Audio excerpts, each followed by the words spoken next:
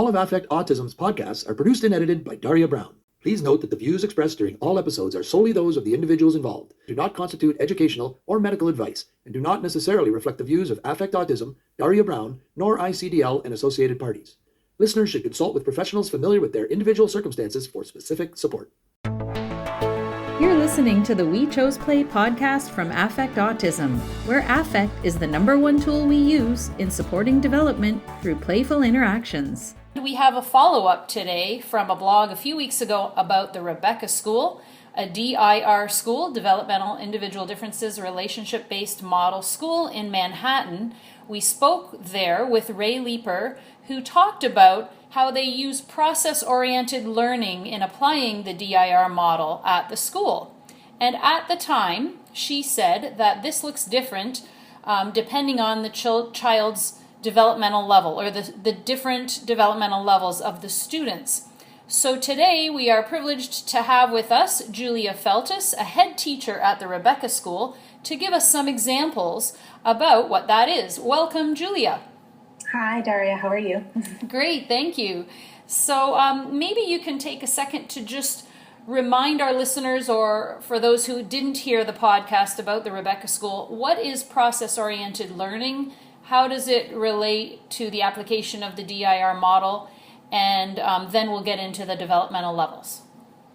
So I'm the head teacher for the classroom, and when I'm thinking about how I design curriculum for the kids, I'm really thinking about their developmental capacity. So are they regulated? Are they able to share attention? Are they able to sustain engagement? Also, I'm looking at their interests and their passions. So for example, we're reading Hansel and Gretel right now. And so I have a bunch of different activities based on how the kids present in that moment. So if a child really needs to move his body and is looking a little bit upregulated or dysregulated, I might do an obstacle course where the kids are going through the forest, and I might create like a candy house. I might drop pebbles on the floor so that they can get the movement in, so that they're regulated and able to sustain engagement for more of a traditional literacy-based activity. And then for the kids who are regulated and can sustain engagement and have those higher level capacities, such as answering basic WH questions, maybe they're looking at more abstract questions like how, where, why. We started building witches' houses from the story.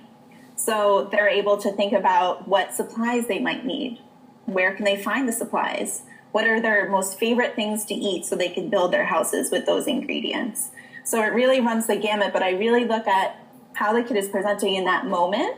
Are they regulated, first of all? Are they engaged before moving on to those higher capacities? And what if you have a few kids who aren't regulated and then the others are? It must be quite a juggling act depending on the number of students. I know you don't have large classes, but still a group size. Is it exactly like what you said? Like, okay, you guys were doing this, and you guys, you're building witch houses. So I always sort of have 2 to 3 activities in the back of my head so that I'm prepared based on how the child is in that moment. I also have wonderful teacher assistants to help me. So if I notice that, say I'm going to do the witch's house, that I really want to try it to do it the larger group, but I really notice that I have a few friends who aren't with me. It's not beneficial or productive for the child to keep pushing through, because we really want to meet the child where they are. So I might ask the TA, could you take, this friend and this friend into the hallway and do a Hansel and Gretel obstacle course. So it's really noticing where the child is and meeting where the child is in the moment. And I like to have a few things prepped so that it's not so much of a juggling act, and I sort of feel like I know what to do in the moment. So while you're prepared, you really are monitoring moment by moment, as opposed to sticking to a strict agenda, which you hear a lot of traditional type of teaching approaches do. They stick to an agenda and expect the kids to follow, and if they don't, it's behavior and there's a consequence. Whereas you're really monitoring the pulse of the room and sort of taking care of it on the fly, but with that expectation already in your head. So, we're ready to, say I come into a reading group and I have a certain idea of how I want the group to go. I'm ready to throw it away at a moment's notice, because if I see a child who has an idea or an interest, we're going to run with that, because that's how they're going to be most engaged and willing to participate for a longer period of time. And it's not really about what I have in mind for the group. It's really about allowing the children to really use those higher level thinking skills. And it's what we come away with. It's not necessarily the product that we come out with. It's the process. So for example, it happened today, actually. I had a certain idea of what we were going to do for reading today. And one of the kids said, well, I want to rewrite the story. He's like, I want the witch to be eaten by the kids. So I was like, all right. So I scratched my whole plan. We got out some paper and we started rewriting the story. And we started with the characters and who the character should turn into. So we went through Hansel, Gretel, the witch, the woodcutter, the stepmom, and the bird that they follow to get to the house. And they came up with some really cool ideas, like kangaroos and owls and a woodpecker and lots of cool things. So it turned into something completely different. And it wasn't what I had in my, teacher plan book, but it was better because it was the kid's idea. I just love that. I love that. And I think the most important thing that you said is it's not about the product, it's the process. And that's the whole point of process-oriented learning. And it also keys into like a sense of time and rigidity also. So we have a visual schedule in the classroom, and it's, typically we try to keep our activities to 30-minute blocks, but sometimes it's not enough time and sometimes it's too much time. And so it really helps the kids work on rigidity as well. So for example, today we were really into writing the story, and we went over and one of the kids was like, wait, it's time for movement. We usually do yoga. And I said, yeah, but we're working on something different. It's, it doesn't always, life is not predictable. Things happen. And this is sort of like a way, in sort of a natural way, to work on changes, those unpredictable things that happen in life. And we're okay when it happens, because we were doing something fun. Yes, we missed yoga and it's going to happen later in the day, but we're okay. That's great. And did you have some examples of, you touched on it a bit, but how do you apply this idea of process-oriented learning at different developmental levels? So I'm not sure if you have the same class of kids the whole day, or if you have a few different groups of kids. Or we have the same group of kids. I think a good activity to sort of explore that would be our community foods group. So it's a group that I run with our speech therapist. So each month we have a new community food, and we start off in the first week making predictions about what we think that food might be. So I might give clues. I have a mystery bag where we put the actual food in the bag and we can feel it, we can smell it. We're not going to look yet. We can shake it around. So that gives students of all developmental abilities, and also different sensors as well. So I have friends who don't like to touch sticky things or wet things or slimy things. So if the community food, which was pumpkin last month, was in the bag, maybe they could smell it. Maybe they could shake it around. Maybe they could squeeze it in a bag so they don't actually have to touch it. Whereas some friends might be more comfortable with that, so that they can explore it in a different way. So we have a lot of different ways to explore the same thing and meeting students where they are, so that we're not turning any kid off. We want the kid to be able to join the group in whatever way they can. And what are the ages of your students? The youngest is 8 and the oldest is turning 14. So it's a pretty wide age range this year. Okay. But we're finding that the chronological age is not necessarily what matters most. Mm-hmm. When I'm planning activities, I really look again where the students are developmentally in general, where they are presenting that day at a given moment, and also what are their interests, what are their passions. So like this summer, I had a lot of kids who really loved transportation. So we did a whole unit on the subway. And we read a bunch of books about the New York City subway system. We talked about New York City landmarks. We made timelines. of like the different like subway turnstiles, the different subway tokens, how it, transitioned from coins to cards. So there's a lot of different things that you can do. And also in terms of transportation, also we have a lot of friends that love racing. So we did tortoise and hare one month. And we did a ton of obstacle courses where we actually created like race car tracks in the classroom and in the hallway. And we could recreate the story that way. So if a child really needs that movement, if they need that sensory input to maintain regulation and engagement, then we're going to incorporate that. It doesn't necessarily need to be a seated activity or a tabletop activity for them to be able to work on all those traditional like sequencing that we want them to learn. Right. We had, I also spoke with Dave Nelson from the community school in Atlanta, who works primarily with young adults and adolescents. And he mentioned, and which I'd like you to comment on too, because I'm sure you're doing it as well. He mentioned a lot about the group process, and now he was speaking about a small three-student group, and how you have that added dimension of peer interaction and getting the peers to co-regulate with each other and shared social problem solving at the fourth developmental capacity. I wondered if you could give us some examples of doing that as well, because it sounds so interesting that you're working all these different transportation things. Not only are the kids at different developmental levels, but then you're also trying to get them to do it together. Right. This happens all the time in like a literacy group. It happened the other day where we were trying to explain why Hansel sticks out a chicken bone instead of his finger when he's locked in the cage by the witch. And some friends really understood that Hansel is trying to trick the witch so that he's still considered too skinny to eat. And some friends didn't understand it. And so I really was trying to have the kids that did get it try to explain to their friends in a way that they could understand, in a way that they could explain. Because sometimes it works better to hear from a friend than your teacher sometimes than from an adult. And so we actually had two peers act out the scene.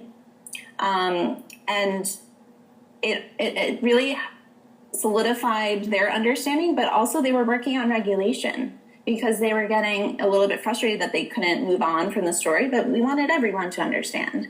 So I was working on sort of their frustration tolerance and their regulation, and also perspective taking, like thinking about your friend, oh, they don't really understand it yet. How would they feel if we moved on and they didn't get it? And it really worked, and the kids worked together, and they were able, we had a few adults co-regulating and just offering, validation, but they were able to explain the scene to the friend, and the friend got it, and he was so happy and he was so proud. And then his friends were happy that, everyone understood and that they were able to help. Oh, that's wonderful. And it doesn't always go that way. Right. Some friends might get frustrated and need to take a break and co-regulate in a quieter environment and then rejoin. But that is our goal. It's groups are tough because you have a lot of different developmental abilities and, a lot of different factors that come in based on the day, based on the moment. And you're really trying to glue the kids together. Right. Do you find that your class, because I assume the way that they're grouped at the start of the year, the class tends to be in a cluster of about the same developmental capacity at their best? So it sounds to me from the topics that you're discussing that these are children working at the 4, 5, and 6 levels of developmental capacities. Is that about accurate? We have a few friends who are more or less solidifying the first 3 capacities, I would say, but I'd say it's about half and half. Okay. I think the hardest jump is to go from capacity 3 to capacity 4, and I think a lot of our kids are there. They're like at the cusp. Mm-hmm. So I think that's why the group is working really well this year, because we have the kids who do have those higher level skills. We're filling in the holes at the bottom. And then we have the kids who are just getting there. And I think having them work together, they're sort of helping each other out to fill in the areas of difficulty. Yeah, I know our son was at his best at the third capacity, which seemed like, 3 years or something. And he's finally into 4 now, and he's working through some of those harder pieces in level 4 of the motor planning, the sequencing, what was I going to say? But what really did help him was that a couple of new kids came to the school last year, and they were at higher capacities than he was. And I think that really did help to pull him up a little bit, as much as it helps to have him interact with children who are still working at the lower capacities than he is. So I love hearing that there's that mix of the older kids learning how to tolerate the frustration, show patience and perspective for the other kids and help them, as well as the other kids, essentially being co-regulated by older kids to be pulled into the level of understanding that they need to be at. And certainly it's a long journey to get from 3 to 4, and within 4, there's so much in capacity 4. I'm wondering how long it's going to be before we see that slip into 5, because there's very few little tiny hints of islands into 5, but it's really not there yet. The way that we sort of work on getting kids from 3 to 4, at least in my classroom, is that we really want to provide the children with just right challenges. So, challenging them, but also making sure that they're able to be successful. Because if you just present challenges where they feel like they're never going to get there, it's less motivating. There's also obviously an emotional piece to that. So for example, in our mealtime program, the children work together to set the table, and our jobs rotate each month. And today we didn't have any forks left in the bin. And so we spent about 20 minutes figuring out where could we get forks. And for some friends, it's very easy. Oh, the forks are in the snack cabinet on the 5th floor. Like, I'll go get them. But teachers, we really work in the classroom and be like, wait, you know the answer, but this friend doesn't know. Like, how can we help them?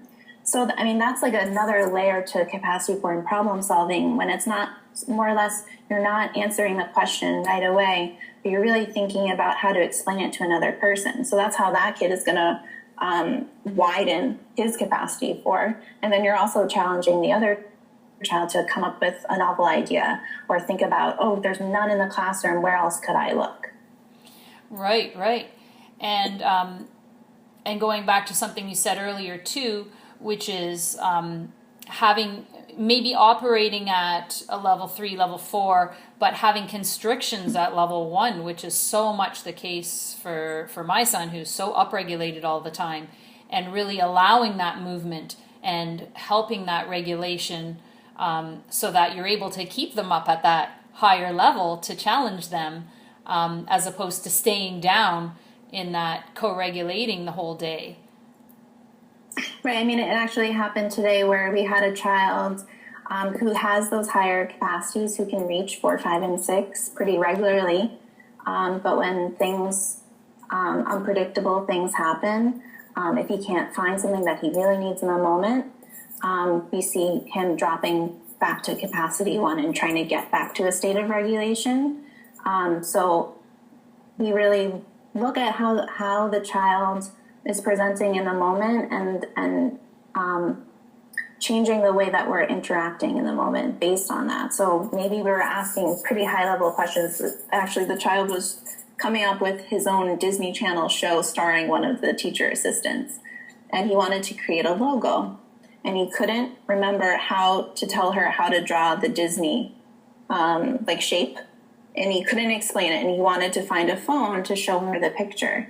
And we don't use cell phones at our school, and we don't tend to use a lot of technology, and we didn't have a phone, and he got really upset, and he felt like he couldn't get his idea across without it because it was different than what he had in his mind. And so we dropped what we were doing in the higher capacities and started to co-regulate with him. And once he was able to, take a deep breath then he was able to show that teacher what he was thinking about. And in the end, we were like, you did it. You didn't need the phone. You're okay. You were able to think about it and tell her the different steps, and you got it. And he was really proud and really excited. So it's sort of like, yes, this kid can reach those higher capacities, but we're filling in the holes in the foundation, because the regulation piece is the most important. That, like, 1 through 3 is terribly important. If we don't have that, the higher capacities have nothing to stand on. Right. And another thing about a lot of kids on the spectrum, for sure, is the anxiety. So when you're talking about working through the problem and getting there and reassuring him and saying, see, you did it, you didn't need a phone. Do you find that a lot of work is spent sort of scaffolding the child through a process that they usually would rather just give up and do something else because it's too difficult, and carrying them through? And then once you do, how important is that piece that you reflect with them and say, this, look, you did it, you can do it, do you see that the confidence is increased by doing that over and over again in different situations? That happens all the time, and that highlights why the process is so important and so meaningful. Because, if something is easy all the time, when things are hard, we don't know how to get through it. So it's sort of going through those challenges, even though it's difficult to see a child become dysregulated or frustrated. It's a necessary part of learning and growing and learning how to deal with the unpredictable things that are necessary part of life. And it happens to us, like unpredictable things happen. And because we've gone through challenges and came out the other side, we know we're going to be okay. And so we know how to to cope and self-regulate. And that's what we're striving to teach the students who have issues with regulation, that it's going to be okay, that we're there with you. We're going to make it out to the other end. And I think it's so important that the staff at the Rebecca School is so empathetic and really able to attune into those children and really see what they're going through, because I can imagine it's difficult sometimes for adults to put themselves in the place of where they might be. And I have a memory from myself in kindergarten, and it's clear as day to me. I remember it like it was just a few years ago, but I was 5, and I remember that I was so excited to tell my kindergarten teacher, and I'm, I was very neurotypical. I had no issues. I was excited to tell my teacher that I had just found out that my cousin was in the morning kindergarten class and I was in the afternoon kindergarten class. But I couldn't for the life of me remember the word cousin, so I kept saying my friend. And I was saying, Jody is my friend. And my teacher was saying, oh, that's wonderful. Yes, that's nice. And it was so frustrating to me that she didn't get it. Like, no. She's my friend. Oh, that's nice. And I tried again the next day and I had forgotten the word again. And then I think it was however many days later or the next day, she said, oh, Jody's your cousin, Daria. And I was like, yes. And I just remember that feeling of being understood. And like, that's how Dr. Greenspan talked about it. You can't beat feeling understood. So just having that experience for adults who find it, even for parents that are listening that find it difficult to relate with their children when they're going through these frustrating behavioral issues, just to sort of step back and think, what's really going on for my child? Because it seems frivolous to me, but for them, it's not. They're really frustrated and they just can't get it out, or they can't remember, or their body's not letting them. Right. So, I think the work that you guys do is amazing. And it happened actually today where we were doing lunch jobs and a student had the job of passing out plates, and we've had a few plates break, and so we have like 2 different versions of the plate. We have a blue plate and a white plate, and a lot of the friends prefer the white plates. And so this peer was passing out the plates, and one of his friends got a blue plate, and he was really upset. And the easiest thing I could have done would have been, all right, you can use the white plate. You don't have to use the blue plate. But I think it's really important to work through that challenge, because sometimes you're not going to get what you want. It's not going to be the way that you envisioned it in your mind. And we have to be able to work through that and not become dysregulated all the time. And so I worked through it with him with a whiteboard. I would write down different facial, with emojis or something, or it looks like you're really frustrated, or I might mirror his affect with my face. And within 15 minutes, he was able to use the blue plate, and he said, maybe tomorrow I'll get the white plate. Aww. And so, and I was like, you did it. I'm so proud of you. You're okay. The world didn't end. You're going to use a different plate, and that you're going to be fine. Because it sometimes feels like you're falling off the face of the cliff when things don't go your way, when you have a very memory-based world in a certain order, in a certain way that things happen, and if it doesn't go that way, it's devastating. Yeah, I mean, we go through that with our son very regularly. He wants a specific glass I started giving him to drink his water in. I found this cool Pac-Man glass mug, and I played Pac-Man as a kid, so I thought it was so cool. And one day I gave him his water in that Pac-Man glass. Well, now that's all he wants. And if it's not the Pac-Man glass, no. And so hearing that is great, because now instead of just saying, okay, I'll go wash the Pac-Man glass and give it to you, I know now that this can be a floor time moment where I can work through it with him and say, oh, I know. But, it's tough because, this. It's hard, and you never want to, especially if it's your own child, it's very difficult to see someone dysregulated and frustrated and upset, and you want to make them feel better. But I think it's, because it's not my own child, I think it's much easier for me to challenge a child in that moment, and I still want to do it in a very loving and supportive way. But I really want to work on that frustration tolerance and problem solving. And it's happened so many times. I mean, the same child I was talking about with the plate, we used different colored cups, and he lost his cup. And we were figuring out what to do. And I had an extra one, and it was pink. He did not want pink. And so we've been working on it for over 2 weeks about what we're going to do. First, he decided he wanted to color it blue. The marker washed off when we were cleaning cups. So I was like, that was a great idea, but it didn't work. We need to come up with something else. He thought about paint. We painted it blue. Same thing happened. And then finally, this happened last week, he noticed a peer who has a milk drink that he really likes. And he decided to take the wrapping off of the can of milk, laminate it, and tape it around the pink cup so that he could have a cup that was like his friend's. And it wasn't pink anymore. So it took 2 weeks. That's the process. Yeah, he ended up with something really cool. But to me, the most important part is that 2 weeks of time that he was really, really thinking and working through a lot of different challenges. The process, which, as you said, supportive and loving, and that talks about the R and the DIR model, the relationship, which is really how he's able to get through it. You didn't just say, sorry, that's your cup, deal with it. You really worked through it, and you didn't work through it for 2 minutes or 5 minutes. You worked through it for 2 weeks, as you just said. So I think that's something that is really hard for a lot of parents to grasp, is that, it's going to be a challenge and you work through it, but the payoff is so great when you see those developmental leaps. Of course. Yeah, the relationship piece is so important to our kids. They need to be able to trust you and feel really comfortable, because we're asking them to be really vulnerable in those moments. So the relationship piece is regulating. That's the most regulating thing beyond sensory diets and all the sensory supports. Although those are very important, I think that the relationship piece is the thing that sort of carries it through.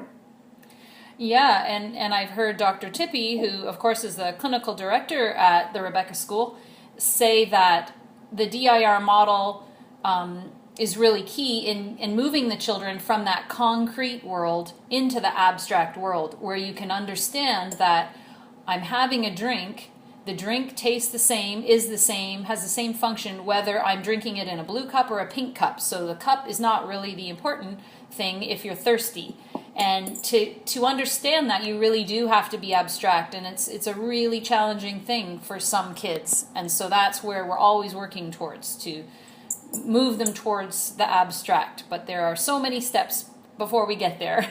Yeah.